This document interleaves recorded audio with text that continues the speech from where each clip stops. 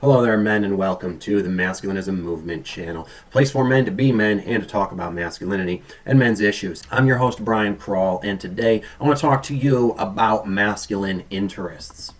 I've found that when I compare the times in my life that I was focused on dating or in a relationship, and thus a lot of my focus at that time was on women and sex, versus the times I spent single and celibate and thus focused on myself and my male interests, that the times I was alone and focused on my masculine interests had a much higher quality of life. Now, granted, I may have gotten a lot more emotional spikes when I spent time with or chasing women, but it was a lot of emotional ups and downs, and so it wasn't consistently good.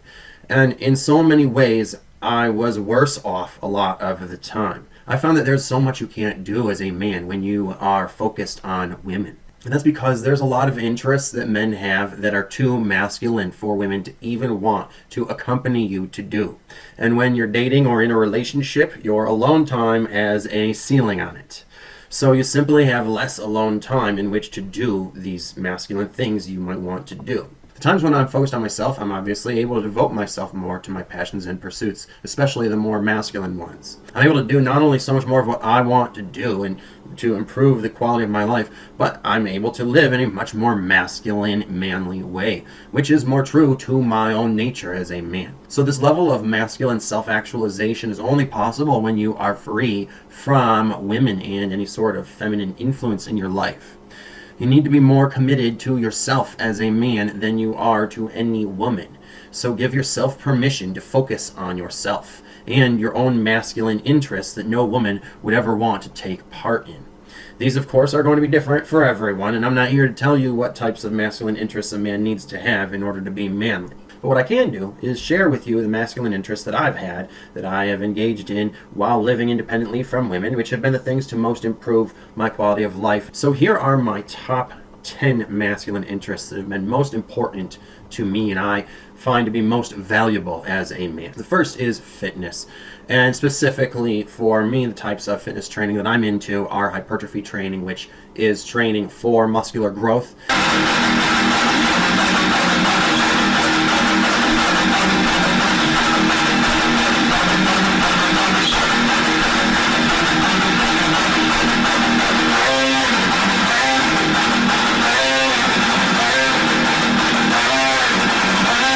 And I'm also very into the nerdy research and exercise science side of it, specifically the fitness programming and periodization side, which is more done for athletic performance. And I'm also into endurance training, such as biking and swimming in the summer, and certain sports, namely like, outdoor ones you play at the park or beach during the summer, right? And I'm also into the study of physical health and fitness and physiology as it pertains to health. And I think that fitness is an important interest and value for men to have.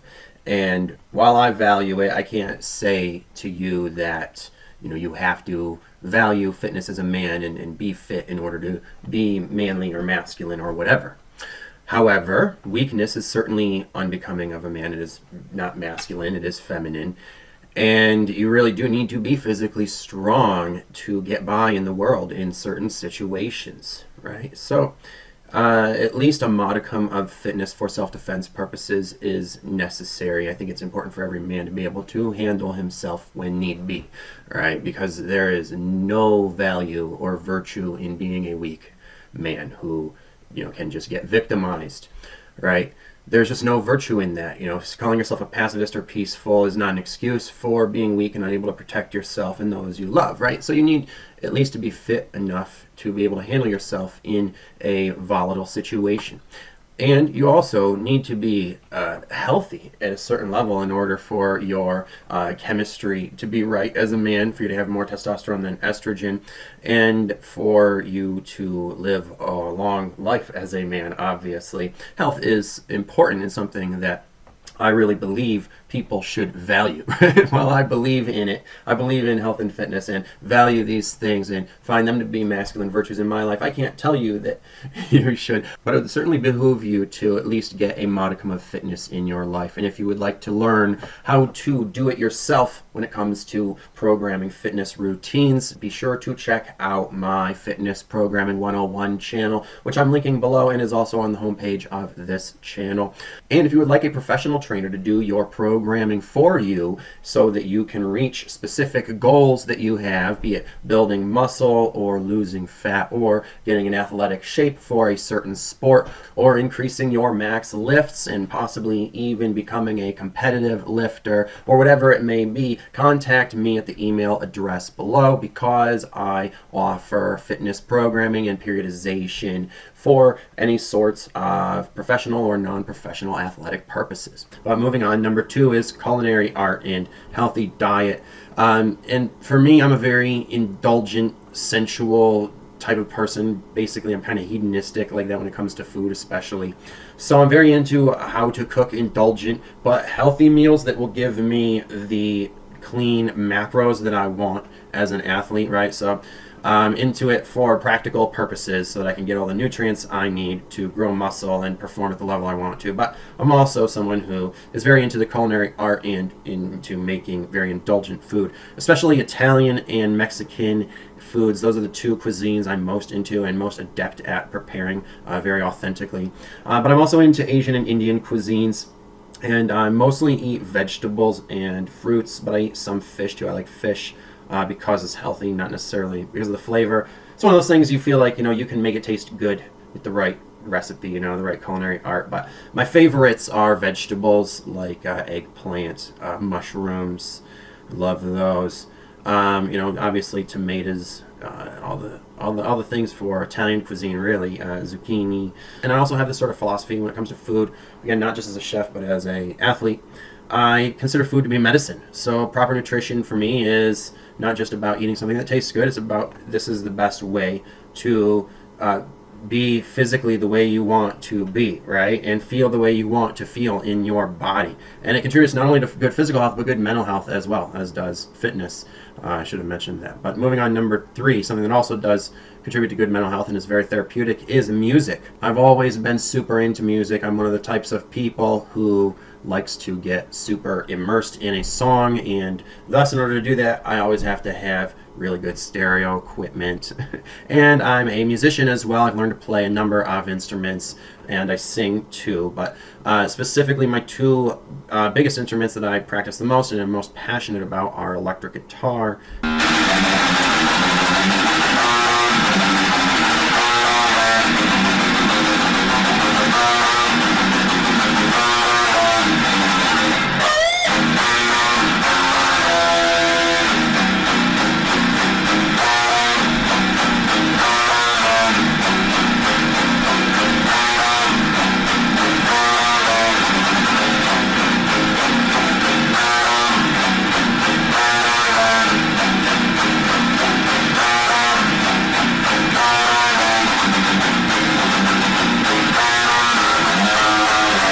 and percussion. I used to collect different types of percussion, but the one that I play the most are congas.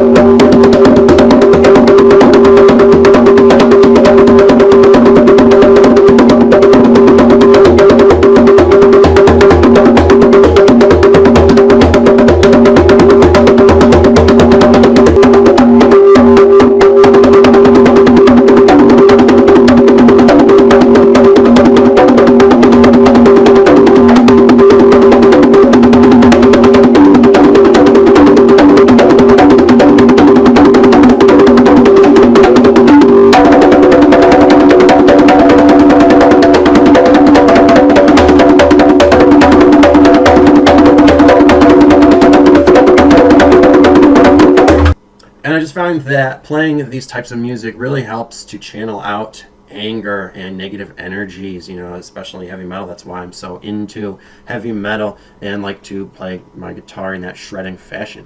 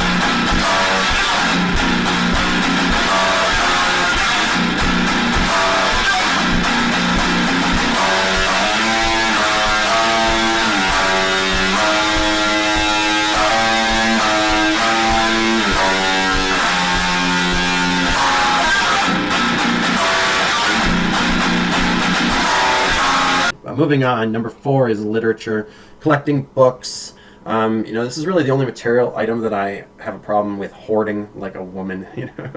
I tend to just have to get books every time I see a bookstore. I'm constantly ordering books online, and I don't read most of them. Luckily, now that I live alone, I'm reading so much more now that I have alone time at my behest. Whereas when I lived with girlfriends, my alone time was at their behest. Right? But yeah, I value books. I try to take some time to read every day. Right now, I'm into reading philosophy books by nihilist writers such as Albert Camus and Jean-Paul Sartre. And I'm also revisiting some of the classics of the American Enlightenment, like Henry David Thoreau. And books are something that I value not just as a reader, but I'm also a writer. And if books are something that you also value, be sure to check out the links below. I've posted the link to my personal development textbook as well as my first book on spiritual philosophy. Speaking of which, moving on, the next is philosophy and intellectual pursuits, which are a masculine type of interest. I mean, it just seems like all throughout history, philosophy has been a field for men. It has been a male value and a field dominated by men simply because women aren't interested in it. And I've always been interested in philosophy. First and foremost, there's Taoism. I highly recommend the Tao Te Ching if you're interested in spiritual philosophy. There's existentialism in Nietzsche. Right now I'm actually reading Thus Spake Zarathustra. If you're not a spiritual person but you're interested in philosophy, that's the best place to start, honestly. And of course there's Stoicism in Greece and Nihilism in France. Some early psychology actually is very philosophical. But it can also be very scientific, and it's important to have some scientific pursuits, even if you are a spiritual person or more interested in philosophy. I think studying psychology is something all men should do, or if not that, then sociology, which is something I prefer. I like sociology even more than psychology. And of course, men really need to be interested in things like politics and arts and culture. I feel, some men will say, oh no, these things are really more of a women's thing, like art is more of a woman's thing or whatever. Or men who act like they're too cool for politics or they're too macho for politics. I'm not interested in that. Well, that is how feminists have basically gotten power over us. I've found that intellectual pursuits are such an important and invaluable part of a man's life that really give meaning to his life. And it's something that men need, in spite of the fact that women do not seem to need these things. Men do. And they are things that I think some men are lacking these days due to social media's sort of taking them away from things that are more meaningful and making their life more of a purely social and feminine type of one. It just goes to show you how intellectual pursuits and finding meaningful things in life to give your life meaning and purpose and such, and give you a life philosophy and credo to live by and such, are so important for men. I mean, because we are supposed to have some sort of man code that we live by. So these intellectual pursuits are extremely valuable. And I can't tell you which ones to value, right? It's just something you should have. It's something that is valuable for us in general. But whether you're into science or spirituality, or things like psychology or philosophy or whatever it may be, there should be something. And if you're interested in psychology, I actually have a psychology channel you might be interested in checking out. The link is there below, and it's also on the home page. And if you're interested in philosophy and spirituality and metaphysics, I also have a channel for that, as I'm a philosopher. So that again is linked below or also on the home page. You can check those out if those are things that interest you. And otherwise, moving on, my next masculine interest is smoking. Obviously, you can see I smoke cigars. Sometimes I smoke pipe tobacco. I prefer cigars, but I will go to a pipe when I can't, give up my time to smoke an entire cigar. At times you don't want a whole cigar, can't have a whole cigar, so I smoke pipes as well. And I also smoke cannabis. It's something that I'm very passionate about and is a great form of medicine and really helps me out as an athlete. And I've just found that, smoking is a simple yet complex indulgence that, like everything else here, is something that is more masculine, more for men than women, something women generally don't like to be around when a man is doing it, and something that is, he's better off doing by himself or with other men.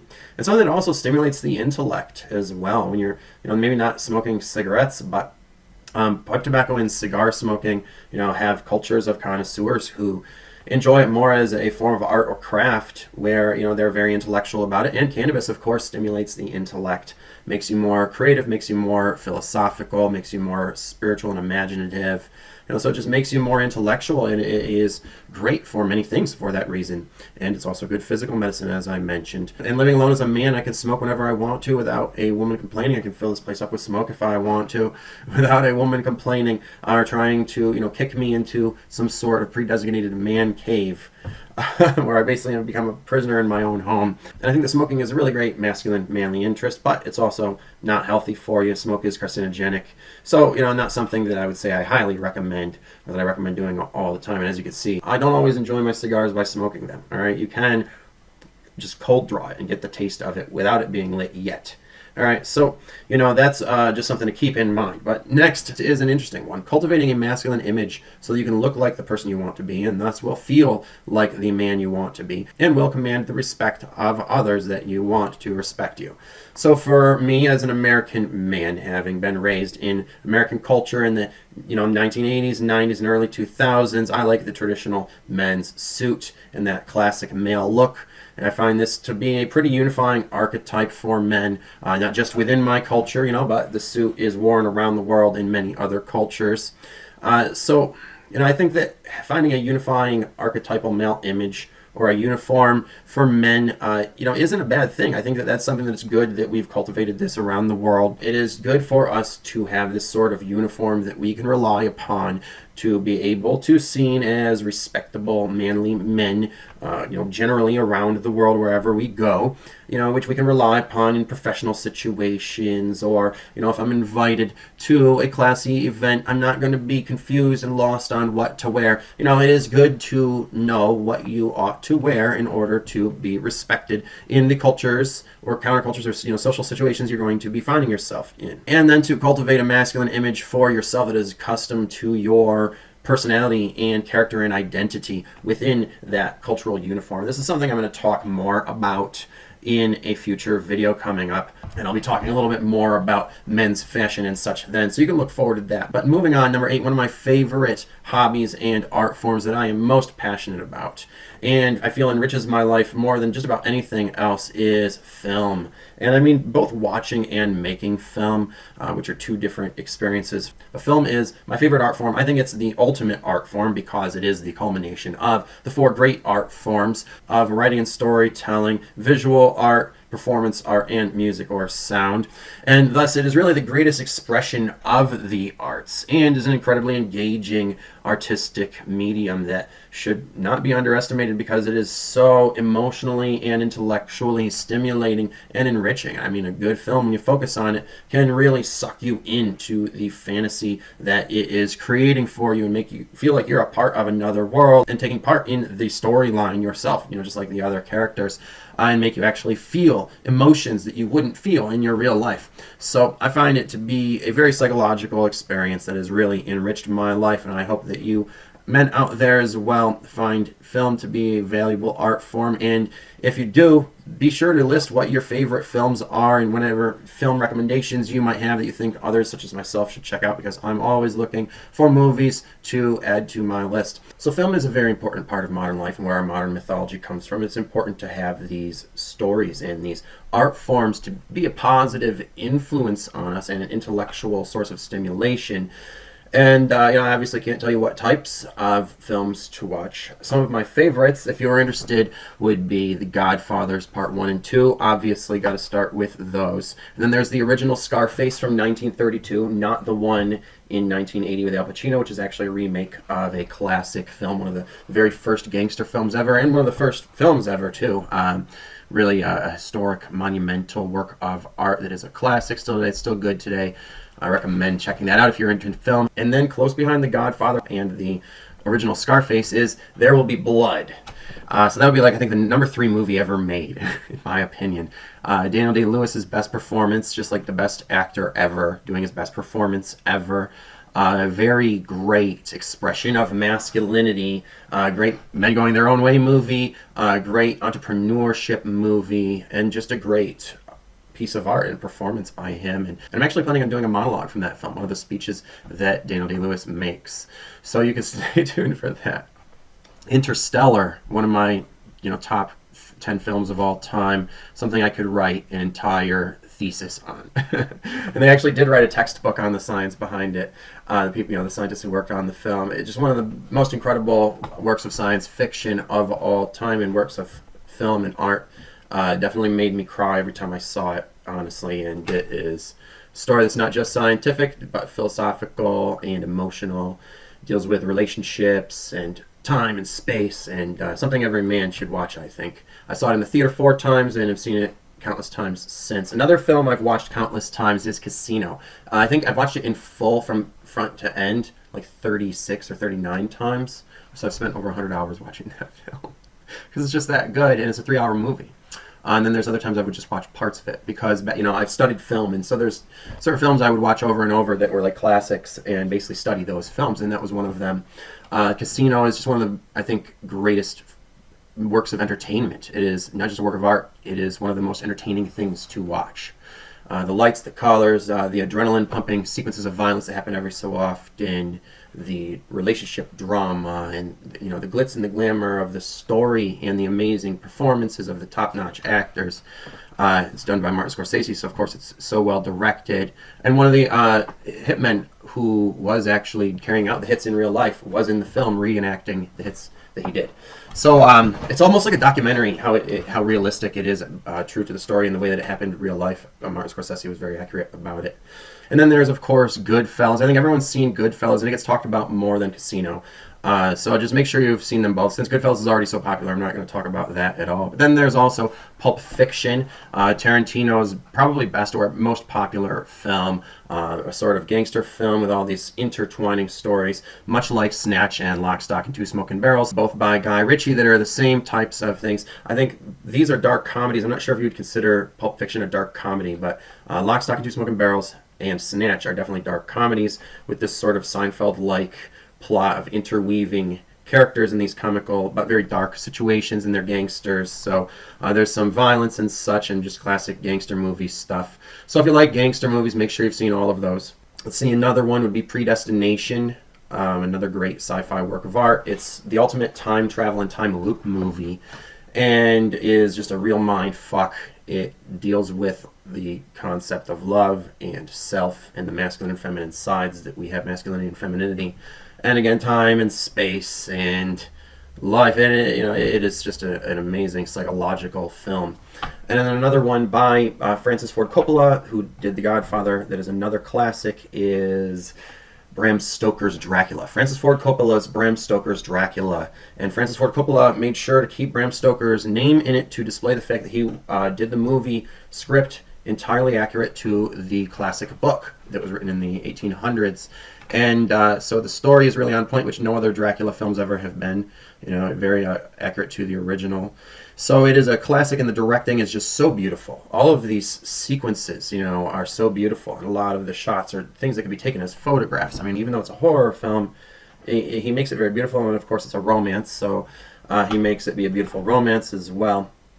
Just a really great film that I highly recommend. And then you got Sin City, amazing neo-noir, black and white with splashes of color, comic book-like over-dramatization because it is based on graphic novels, and just the ultimate in, I think, the art of violence, as well as, this sort of dark neo-noir style done by Robert Rodriguez. So I highly recommend that if you're into artsy things, but things that are also dark and violent. And what I think is one of the best directed films of all time, and I think in my top 10, if I haven't gone over yet, is Rob Zombie's Devil's Rejects. The Devil's Rejects is like a B-movie, basically, that is like a work of art because of the camera work and the directing and the acting and the editing and production, of course, as well. And it is really a work of art when it comes to filmmaking that I think should be taught about in schools. So if you're really into film and you don't mind hardcore violence, then check it out. And then there's Whatever Works, as well as Vicky Cristina Barcelona by Woody Allen, two of the best romance films ever made. And Woody Allen really, I think, is the only guy out there who makes romance films that are actually good. So these are his two best films about romance and what it's like in real life. That if you want to watch a romance movie that is actually smart, realistic, funny, artistic, sexy, and does not have a happy ending or any of that fairy tale romance bullshit or Disney Hollywood romance bullshit to it, but is really just about what modern dating is like, and is a really amazing story again with like characters with these intertwining complexities. Check those out. That's Vicky Cristina Barcelona and Whatever Works by Woody Allen. Larry David is in Whatever Works. Those are what I would say are my top 10 films of all time.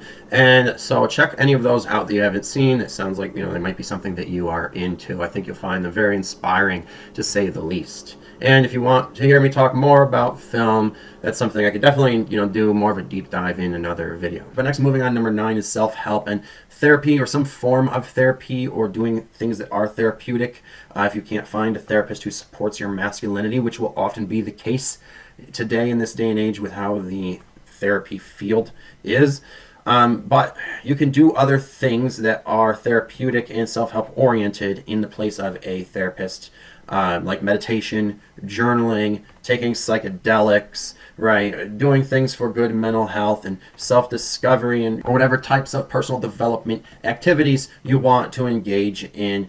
Doing things for good mental health and self-discovery and self-development is the key to happiness and living well and achieving your dreams. So if you are looking to develop yourself as a man and self-actualize and become your ideal self, be sure to go to the True Life Development website linked below now, which is a complete holistic resource library for your masculine personal development, which is all stuff that I have created. All of it is brought to you by me. So be sure to check that out. But now moving on, lastly, is spending time in nature. Something that I've found is just a very good masculine activity that every man really needs in some way, be it hiking, going to the beach, mountain biking, mountain climbing, camping, whatever it is, however you can get into nature to spend some time in nature, that is just so good for you as a man. It's something that reinforces our own natures. It's the environment that we were intended to be in. And the more cut off from nature you are, the worse off you are, right? And the more emasculated you get as a man. Notice the new society of this Generation Z, what are being called soy boys, these extremely weak, effeminate beta males who you can tell are completely out of touch with their masculine primal nature because they never do anything like going hiking or camping. They've never had to chop wood and build a fire, stuff like that, so they get soft and feminine, right? And as a man, getting in touch with nature is so therapeutic and helpful to you in so many ways. It makes you feel better. Nature is a great antidepressant. It is meditative and helps you feel more at peace and centered, and it gets you back in touch with your primal animal nature, right? And that sort of lost alphaness, that wildness within that we need to get back in touch with at times as a man. And it's something you should be doing alone or with other men, again, without female influence, okay, because it is a masculine activity. Notice how many things here we have that are forms of intellectual stimulation that we as men really need to be doing alone because of the fact that women take these things away from us. If we do them with women, they will detract from the situation, right? Or, if we propose doing them with a woman, she will most often, try to take us away from that idea and into doing something else. So what I've noticed, and the reason why I'm providing these types of lists for you, is because there is so much more intellectual stimulation that you can get without women when you do more masculine activities alone by yourself. It will stimulate your mind in ways that you need as a man and will greatly improve the quality of your life as one as well. So again, while I'm not saying that this is what a man has to do in order to be a manly, masculine man, that you have to be interested in my masculine interests in order to be masculine. No, these are just some things that have really helped me to be the man that I want to be and feel how I want to feel as a man and live the best, most masculine life I want to live as one. So I just hope that by putting this stuff out there, it can be at least a little inspirational, that hopefully some men out there will take at least a little inspiration from this to, enhance their lives and, better themselves by putting more focus on what really matters to them in life, whatever that may be. Your interests, your values, your passions, your pursuits, your goals and dreams, ones that are as masculine as you want to be without any female holding you back from your true potential as a man. It is up to you to figure out what living like the man you want to be means to you and how you are going to do it. All right? I'm just here to lead by example and to tell you not to let any woman out there take you away from your masculine interests and achieving your full potential with them as a man. So be masculine, be yourself, do what you want, live your own life, and share your masculine interests and any hobbies or things that you might recommend us men out there doing by commenting below. So that concludes this talk. Thank you for listening. And if you like this video, be sure to hit the like button and share these messages with everyone by sharing the video on social media and talking about these things as well. And lastly, check out the links in the description below for other resources for your masculine personal development and living the life you want to as an independent man. And stay tuned for the next video coming out soon, which will be on good masculine character strengths and qualities to cultivate. And make sure you're subscribed so you can be notified when that is. And otherwise, take care of yourselves, men, because no woman out there is going to.